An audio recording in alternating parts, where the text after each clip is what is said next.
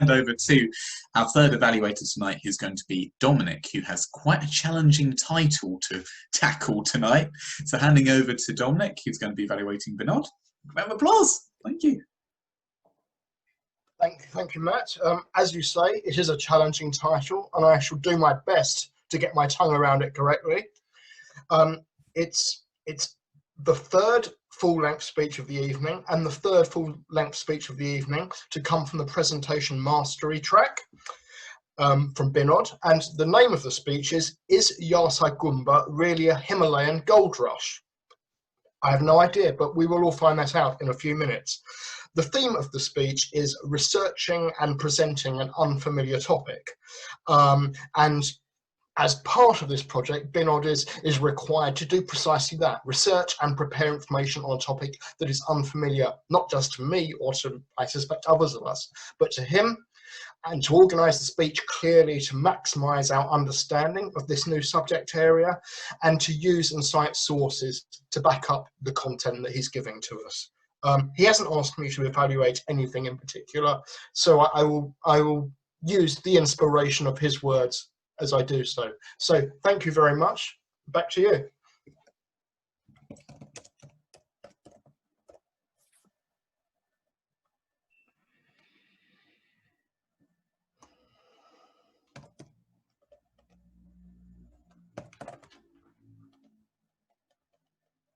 I was on mute the whole time and I said it perfectly. I'd like to introduce to you Binod with Is Yarsagumba really a Himalayan gold rush? Is Yarsagumba really a Himalayan gold rush? Binod. Thanks, Matt. Dear Toastmasters, fellow Toastmasters, and dear friends, the Himalayan mountain range in between Tibet and Nepal is really, really popular for trekking. But in recent years, this area has attracted lots of people to collect Yarsagumba. So you must be wondering, what is Yarsagumba? Yarsagumba is kind of fungus. In winter, it acts as a fungus, and in summer, it acts as a herbs. It is one of the most expensive and high demand herbs in modern days.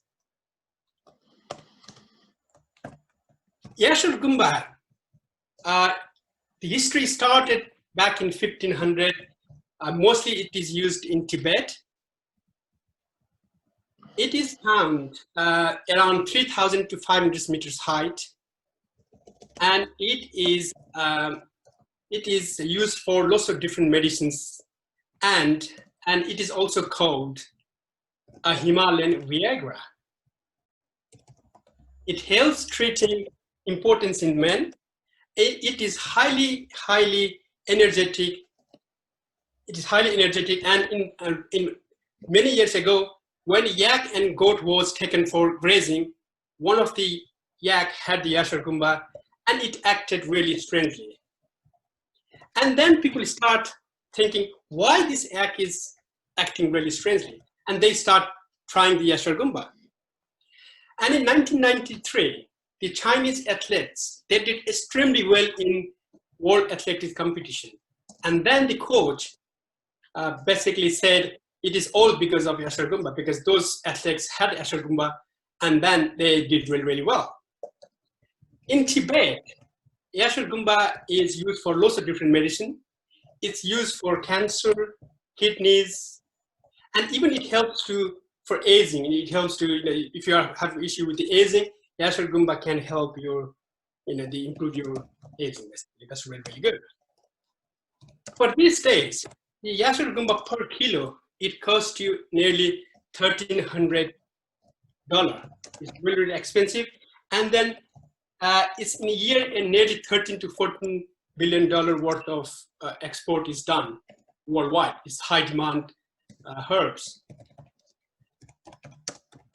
So that is obviously this is one of the, the high demand, and it's used for lots of different medicines. And in wealthy community in a different part of the world, that is used for lots of different, it could be used for cereals, bowls, add a little bit of Yarsagumba for those extra energies. So it's getting really popular. But let me tell you how this Yarsagumba is collected. in Himalayan region, there aren't really much business people can do. And now these days, this collecting Yarsagumba is one of these attractions for people in Himalayas. And the actual collection time starts from May to June, nearly 2 months' time. And during this time, like whole villages basically is emptied and they start climb 3,000 to 5,000 meters height and start collecting the Yarsagumba. But the most important thing is, it is such a small, like 2 meters to 3 meters length, and it is germinates inside the soil. You can find like needles in a grass, but to find the Yarsagumba is that difficult. But again, it does help for people's livelihood. It just brings some money, so people go and start look for the Yarsagumba.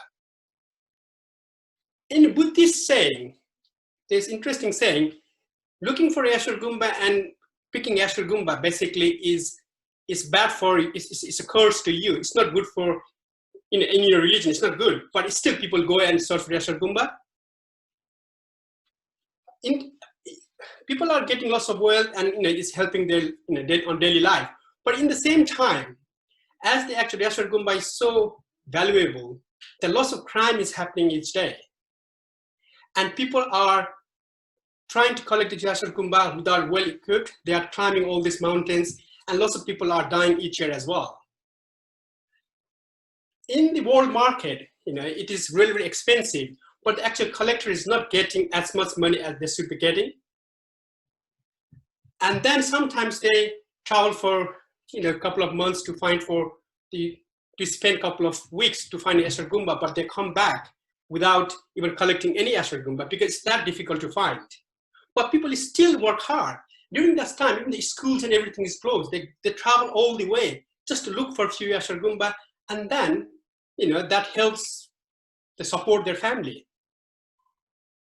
And there are occasions they'll lose a family member finding the Yarsagumba.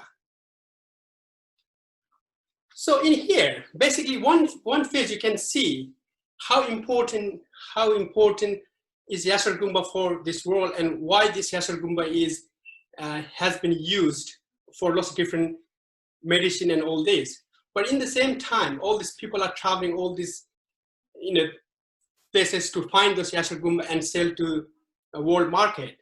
And sometimes even those traders are not really paying enough money to this collector. Reason being is you can't really preserve this Yarsagumba for a long period of time. There isn't such facility to preserve this Yarsagumba, and then people are giving the Yarsagumba in cheaper price. But when it goes to the world market, it's getting sold for really, really high price. The point in here I'm trying to make is, sometimes like we buy this stuff from we buy lots of stuff in everyday life, but we really don't know how exactly those product is made. Like in here, the Yarsagumba, the end user doesn't know how hard it is to collect the Yarsagumba and what sort of people are involved collecting the Yarsagumba. Even school kids are involved collecting the Yarsagumba. But I know it's got a huge health benefit. In the meantime, the people are suffering as well. So to conclude, what I want to ask is, does the Yarsagumba really a Himalayan gold rush? People are thinking it's Himalayan gold rush, but it does really a Himalayan gold rush. And does the end user knows how exactly it's picked? Thank you very much. Back to you, Toastmaster.